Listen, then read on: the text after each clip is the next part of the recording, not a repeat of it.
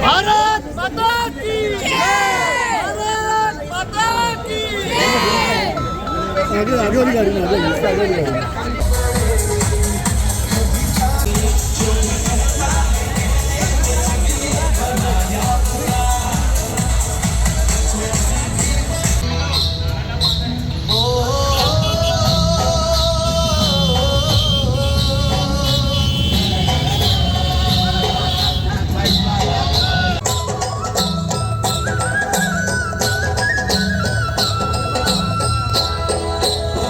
Situa.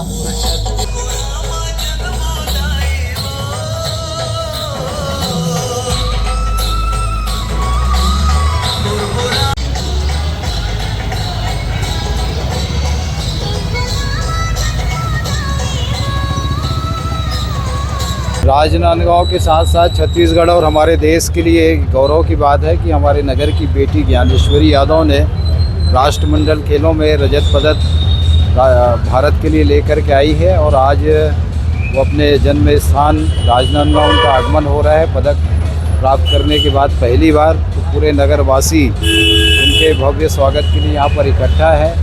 हम सबकी शुभकामनाएं है कि वो इसी तरीके से आगे बढ़े और आगे ओलंपिक में भी पार्टिसिपेट करे।